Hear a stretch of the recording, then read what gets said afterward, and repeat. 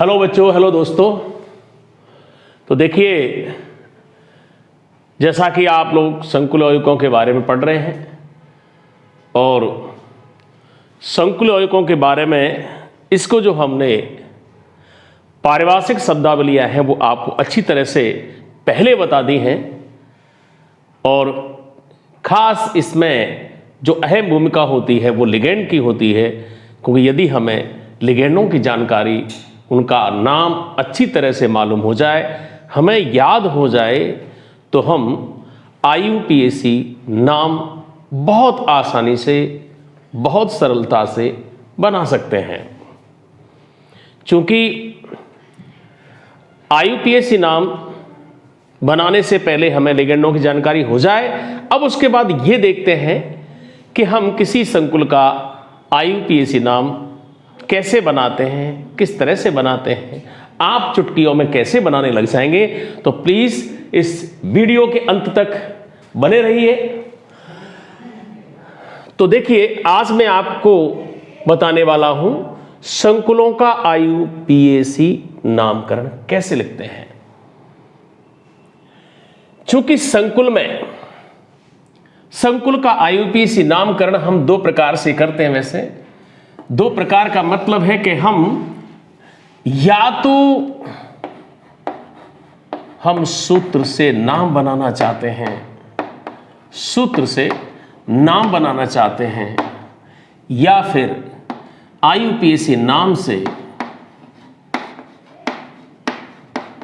सूत्र लिखना चाहते हैं। सूत्र से नाम बनाना थोड़ा सा परेशानी वाला है, मुख्य है, सीखने वाला है। नाम से सूत्र बनाने के लिए कोई तकलीफ नहीं उठानी पड़ेगी। नाम से सूत्र तो 2 मिनट का काम है, चुटकियों का काम है। तो सबसे खास है वो सूत्र से नाम हम कैसे बनाते हैं। यही आपके अभ्यास का प्रश्न है कि हम सूत्र से नाम बनाना बहुत अच्छी तरह से सीखना चाहें। चूंकि संकुल वो होता है जिसमें एक या एक से अधिक समूह एक धातु के साथ में उपसह संयोजी बंध के द्वारा जुड़े रहते हैं, चारों तरफ से उसे घेरे रहते हैं, तो जिसे हम कहते हैं समन्वय मंडल। तो हम आज के वीडियो में नाम से सूत्र की बात ना करेंगे, केवल और केवल सूत्र से हम नाम कैसे बनाते हैं इसके बारे में जानेंगे। पहली बात तो इसका मुख्य भाग है वो है समन्वय मंडल, जिसके बारे में हम चर्चा कर चुके हैं पहले से। समन्वय बहुफलक, समन्वय मंडल, समन्वय संख्या, ऑक्सीकरण संख्या, लिगेंडों के नाम, उनकी दंतुरता, ये सारी चीजें आपको अच्छी तरह से मालूम होना चाहिए, तो आप कंप्लीट IUPAC नाम बना पाएंगे। तो जो मुख्य है उसी के बारे में हम जाने और पहचाने। इसमें जो प्रमुख भाग होता है और वो है समन्वय मंडल। इस समन्वय मंडल का IUPAC नाम कैसे लिखते हैं, क्या ध्यान रखते हैं, वो आप अच्छी तरह से ध्यान दें। इसको यहां से अभी हटा देते हैं क्योंकि हमें जरूरत नहीं है। समन्वय मंडल, इसका जो IUPAC नाम जब लिखते हैं, उस IUPAC नाम के कितने भाग होते हैं, ध्यान दीजिए अच्छी तरह से। इसका फर्स्ट जब IUPAC नाम लिखते हैं तो सबसे पहले लिगेंड, उसके बाद CMI, उसके बाद CMI की ऑक्सीकरण संख्या। इन तीनों का क्रम निश्चित है, बिल्कुल आगे पीछे नहीं होगा। इस क्रम को बनाए रखें। IUPAC नाम कभी गलत नहीं हो सकता, बिल्कुल छोटा काम है। तो सबसे पहले देखिए, हम लिगेंडों का नाम लिखते हैं, पहला भाग।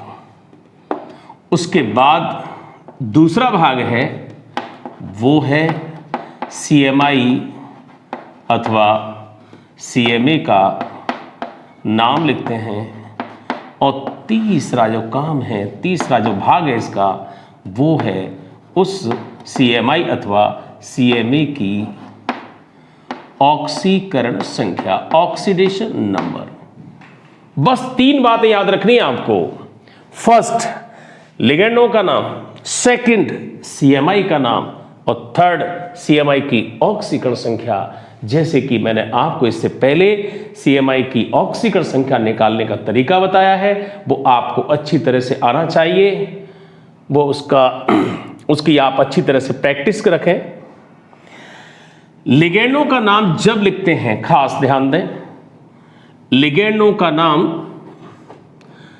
एक से अधिक लिगेंड हो और भिन्न भिन्न हो तो उनको हम अंग्रेजी वर्णमाला के क्रम में व्यवस्थित करते हैं। एक से अधिक एक समान लिगेंड यदि उपस्थित होते हैं तो उनके लिए हम संख्यात्मक पूर्व लग्न का प्रयोग करते हैं। ये संख्यात्मक पूर्व लग्न 2 प्रकार के होते हैं, एक सिंपल, एक कॉम्प्लेक्स कह सकते हैं। सिंपल वाले वो होते हैं, मैंने कहा कि एक से अधिक संख्या के लिए संख्यात्मक पूर्व लग्न का प्रयोग करते हैं और ये पूर्व लग्न होते हैं 2 प्रकार से होते हैं, जैसे डाई, ट्राई, टेट्रा, पेंटा, हेक्सा आदि। दूसरे प्रकार के जो होते हैं, जहां 2 संख्या के लिए डाई का प्रयोग करते हैं, उसके स्थान पर बिस, 3 के स्थान पर ट्रिश, 4 के लिए टेट्राकिस, 5 के लिए पेंटाकिस, 6 के लिए हेक्साकिस। तो इस तरह के संख्यात्मक पूर्व लग्न का हम प्रयोग करते जाएंगे। बीच में जब IUPAC नाम लिखेंगे, प्रैक्टिस करेंगे, तो उनको आपको अच्छी तरह से बताते चलेंगे। केवल मैंने कहा कि 3 IUPAC नाम के किसी समन्वय मंडल के मात्र 3 भाग हैं और इन तीनों का क्रम रखना है, बस ये खास बात होती है। और CMI की ऑक्सीकरण संख्या हो गया IUPAC नाम। लिगेंडों का नाम लिखने का, CMI का नाम लिखते समय थोड़ा याद रखते हैं, यदि समन्वय मंडल धनात्मक हो अथवा उदासीन हो तो हम CMI का सामान्य नाम लिखते हैं, परंतु यदि समन्वय मंडल ऋणात्मक होता है तो ऋणात्मक समन्वय मंडल के CMI का नाम लैटिन भाषा में लिखते हैं और उसके नाम के अंत में 8 अनुलग्न का प्रयोग करते हैं। उदाहरण के लिए जैसे FeCMI हो तो उसके लिए हम सामान्य नाम आयरन यूज कर सकते हैं, परंतु लैटिन नाम के रूप में आयरन के लिए फेरेट शब्द का प्रयोग करते हैं। यह ध्यान रखना है। इस तरह से कुछ जो IUPAC नामकरण के लिए बहुत सारे नियम हैं, उन नियमों को मैं आपको यहां इस तरह से संक्षिप्त शब्दों में ही आपको बता देता हूं। इनका आप ध्यान रखें। IUPAC के जो नियम है वो भी आपको याद हो जाएंगे और IUPAC नाम अपने आप ऑटोमेटिकली सीख जाएंगे। नाम लिखते समय यह याद रखना है, जो लिगेंडों का नाम है और CMI का नाम है, ये आपको एक ही शब्द में लिखना है, एक ही शब्द में लिखना है, इसमें शब्द अलग नहीं बनाने हैं। CMI की ऑक्सीकरण संख्या CMI के नाम के बाद छोटे कोष्टक में लिखनी है और रोमन अंकों में लिखना है। यह खास बात याद रखें, छोटे कोष्टक में लिखनी है, रोमन अंकों में लिखनी है। यह IUPAC पद्धति हमें सिखाती है और यह बताती है। तो एक बार अच्छी तरह से देख लीजिएगा। IUPAC नाम समन्वय मंडल का 3 भागों में लिखा जाता है। फर्स्ट, लिगेंडों का नाम। किस परिस्थिति में क्या याद रखना है, अंग्रेजी वर्णमाला के क्रम में लिखते हैं, एक से ज्यादा होंगे तो। संख्यात्मक पूर्व लग्न का आवश्यकता अनुसार प्रयोग करेंगे। दूसरा भाग CMI का नाम लिखेंगे। तीसरा CMI के बाद CMI की ऑक्सीकरण संख्या छोटे कोष्ठक में रोमन अंकों में लिखेंगे। बस ये सिंपल बात है। अब आगे हम उदाहरणों के माध्यम से ले चलते हैं कि संकुल यौगिकों का या समन्वय मंडल का IUPAC नाम कैसे बनाते हैं। देखिए, सबसे पहले मैं आपको बताना चाहूंगा धनात्मक समन्वय मंडल का IUPAC नाम कैसे लिखते हैं। तो मंडल वाई मंडल देखते चलिए उदाहरण के माध्यम से। फॉर एग्जाम्पल नंबर 1, ये अपने पास समन्वय मंडल है, चूंकि ये धनात्मक है, जैसा कि इस पर 3 पॉजिटिव लगा हुआ है। नाम लिखने से पहले पहचान कर लीजिए कौन CMI है, कौन लिगेंड है, कितने हैं, क्या है, दंतुरता कितनी है, सारी बातें मालूम कर लीजिए। और देखिए यहां क्रोमियम CMI है, पहचान सकते हैं, धातु है। अमोनिया है, चूंकि इसके साथ जुड़ा हुआ है तो आप समझ रहे होंगे कि लिगेंड है। इसी के साथ हमें IUPAC नाम लिखने से पहले एक CMI की ऑक्सीडेशन नंबर यहां कैलकुलेट कर सकते हैं।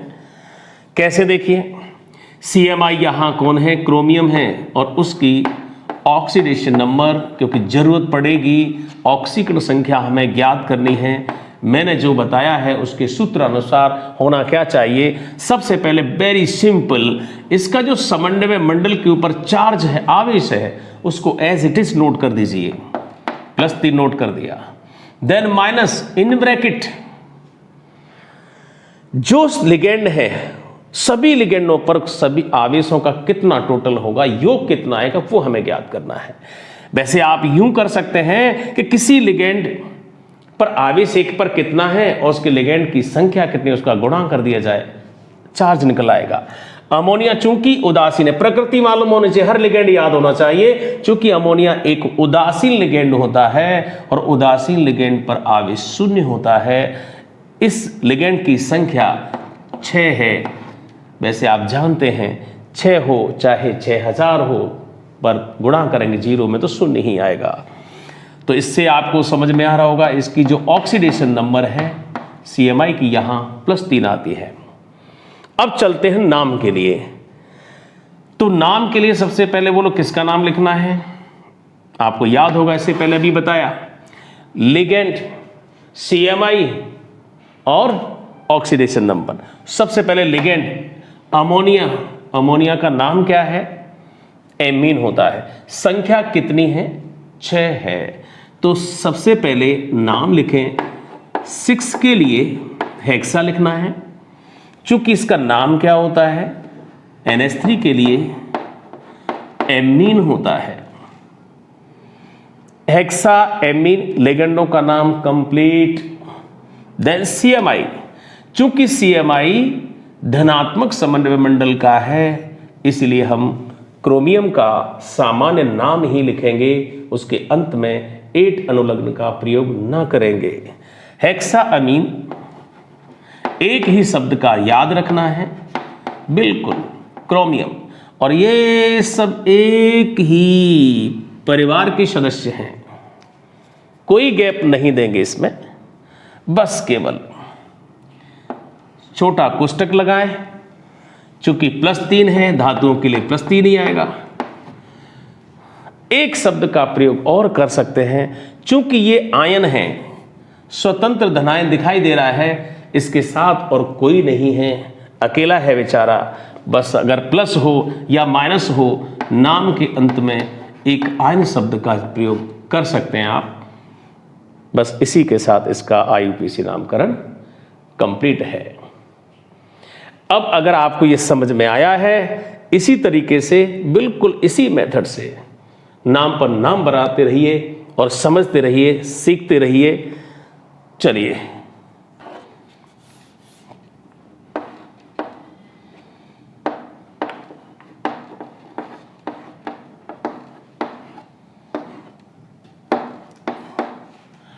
नेक्स्ट एग्जाम्पल, COH2O का होल 6 3+ CMI कोबाल्ट है, जल H2O यहां लिगेंड है। कोबाल्ट की ऑक्सीडेशन नंबर कितना होगा कैलकुलेट कर सकते हैं, बोलो +3 then minus in bracket 0 multiply by 6 is equal to +3। Very simple. Ligand चूंकि यहां H2O है, लिगेंड के रूप में H2O का नाम एक्वा होता है। आजकल आप सुनते हैं aqua guard. What is mean by the aqua guard? Aqua means पानी का गार्ड। पानी का जो एक्वा गार्ड जो वाटर प्यूरिफायर्स आते हैं तो वहां एक्वा मीन्स वाटर के लिए है। तो ये water molecules as a ligand कितना है, बोलो 6। तो सिमिलरली 6 के लिए हेक्सा, H2O का एज ए लिगेंड नाम क्या है, एक्वा है। कोबाल्ट चूंकि ये मंडल धनात्मक है अर्थात सामान्य नाम लिखेंगे, इसका सामान्य नाम लिखिए आप, और ये इस तरह से हो गया है hexa aqua cobalt in bracket third. ये बोलो एक ही शब्द में, और यहां अलग से आयन शब्द का प्रयोग कर सकते हैं। इसी के साथ आपका दूसरा एग्जाम्पल कंप्लीट होता है। तीसरा सीखते चलिए, देखते चलिए।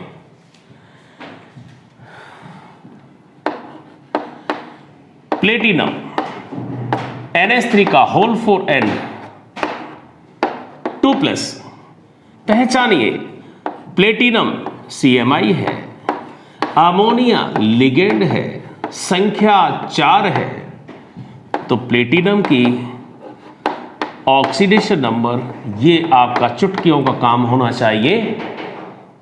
प्लेटिनम की ऑक्सीडेशन नंबर, ऑक्सीडेशन संख्या कितनी होगी, बोलो समन्वय मंडल पर चार्ज +2 है and minus in bracket ammonia उदासीन है multiply by 4।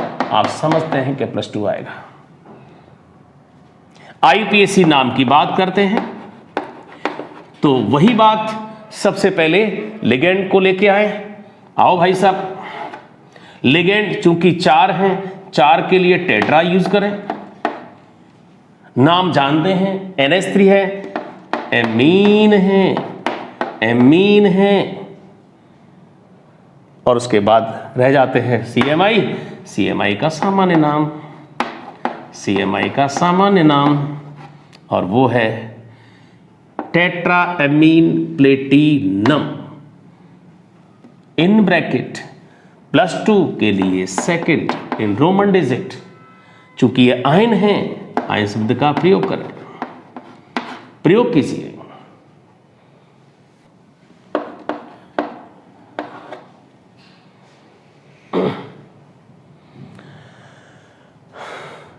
Next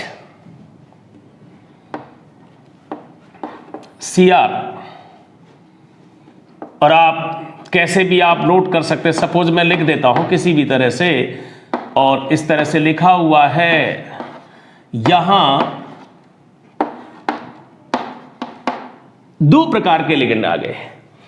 chromium CMI है, जल लिगेंड है, अमोनिया लिगेंड है, पर दूसरा है। 2 प्रकार के लिगेंड हो गए। जब एक से अधिक प्रकार के लिगेंड हों तो मैंने कहा कि उनको अंग्रेजी वर्णमाला में व्यवस्थित करें, just like roll list in board exams. जहां आप देखते हैं कि जो बोर्ड एग्जाम जो लिस्ट आती है, बोर्ड लिस्ट आती है, उसमें हमारे जो स्टूडेंट्स नेम है वो अल्फाबेटिकली अरेंज होते हैं। ठीक उसी तरह से आप समझ सकते हैं। सबसे पहला हमारा वही काम, क्रोमियम की ऑक्सीकरण संख्या मतलब ऑक्सीडेशन नंबर, वो कितनी है?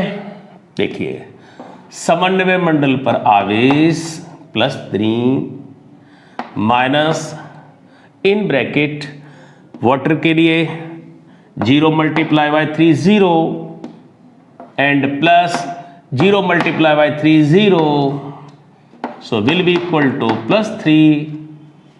सिंपल। नेम एक्वा और एमीन, अगर आप नाम की बात करें तो एक्वा के लिए AQ और एमीन के लिए AMMINE। अंग्रेजी वर्णमाला के हिसाब से देखें तो MNOPQ, इट मीन्स M पहले आएगा। तो ध्यान दीजिए 3 के लिए अमोनिया के लिगेंड की संख्या 3 है, तो 3 के लिए हम ट्राई का प्रयोग करें। ट्राई लगाइए, चूंकि ये एमीन है, ट्राई एमीन। वाटर मॉलिक्यूल 3 है, वापस ट्राई। वाटर के लिए एक्वा है, एक्वा लिखते हैं। देन CMI, चूंकि मंडल धनात्मक है और उदासीन के लिए हम सिंपल नाम ही लिखते हैं, वो क्रोमियम ही आएगा, क्रोमियम आएगा। Try amine, try aqua chromium, try amine, try aqua chromium, एक ही शब्द आएगा, इन ब्रैकेट रोमन डिजिट, और है तो ये आयन ही, इसलिए इसका IUPAC नाम इस प्रकार से बनता है, आप देख सकते हैं।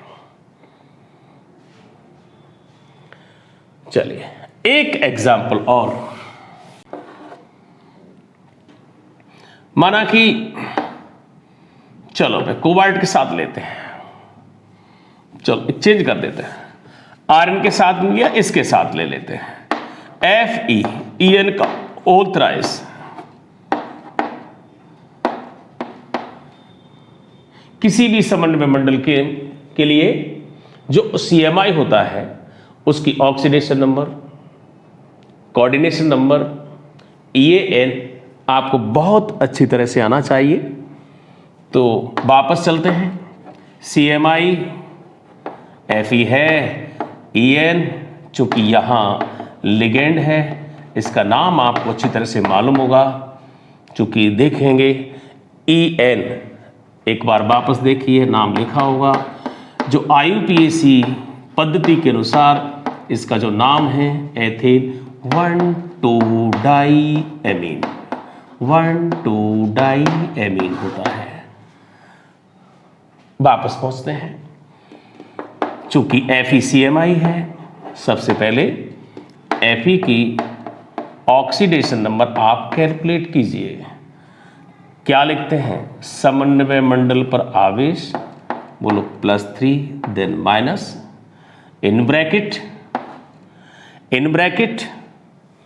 क्या करना होगा, चूंकि EN उदासीन लिगेंड है, 0 आवेश होगा, संख्या 3 है, संख्या 3 है, गुणा कीजिए तो +3 ऑक्सीकरण संख्या आएगी, यहां पर जो FeCMI है। अब आते हैं और अब आप लिखिए IUPAC नाम, देखिए किस तरह से बना पा रहे हैं और बहुत आसानी से बना पा रहे हैं। सबसे पहले वही काम, इस लिगेंड का नाम लिखें, इस लिगेंड का नाम एक बार लिख लेते हैं पहले, और आगे की बात अच्छी तरह से सुनिए मेरी। लिगेंड चूंकि एथेन 1,2-डाईएमीन है, नॉट एमीन, जिस लिगेंड का नाम एक से अधिक शब्दों में लिखा हो उसको हम कोष्टक में लिखें, ये हमें IUPAC बताती है। और उस लिगेंड के नाम में ये डाई, ये ट्राई, ये टेट्रा, जो सिंपल, जो पूर्व लग्न होते हैं, अगर ऐसे उसके नाम में आ जाते हैं तो ऐसे लिगेंडों के नाम के लिए एक से अधिक संख्या को व्यक्त करने के लिए हम इन शब्दों का प्रयोग ना करें। उसके लिए जो मैंने आपको कहा, 2 के लिए बिस, 3 के लिए ट्रिस, 4 के लिए टेट्राकिस, पेंटाकिस, हेक्साकिस आदि पूर्व लग्न का प्रयोग करते हैं। चूंकि ये लिगेंड 3 है, अर्थात ऐसे लिगेंडों की संख्या के लिए 3 के लिए हम किस शब्द का प्रयोग करें, और वो है ट्रिस। थोड़ा हाइपर यूज करें, tris in small bracket, ethane one two diamine according to IUPAC name for this ligand. Then CMI, simple नाम, आयरन यूज करोगे आप। उसके बाद छोटा कोष्टक, in small bracket, oxidation number 3, चूंकि ये आयन है इसलिए आप आयन शब्द का प्रयोग करें। इसलिए तो इस प्रकार मैंने आपको 4-5 उदाहरण जो भी दिए हैं वो धनात्मक समन्वय मंडल का IUPAC नाम कैसे लिखते हैं उसके लिए मैंने आपको समझाने का प्रयास किया है। मैंने 5 आपको बताए और आप 25 और 25 मतलब 125, जितने भी 25 आप 25 से 25 बना सकते हैं और IUPAC नाम आप अपनी मजबूत बना सकते हैं। इसके बाद मैं आपको बताने जाऊंगा और वो होंगे जहां धनात्मक समन्वय मंडल के स्थान पर ऋणात्मक समन्वय मंडल का IUPAC नाम कैसे करते हैं, क्या चेंज करते हैं। उदासीन अगर मंडल होता है तो किस तरह से नाम लिखते हैं, क्या अंतर होता है। फिर हम लेके आएंगे जिसमें समन्वय मंडल भी हो और आयन मंडल भी हो।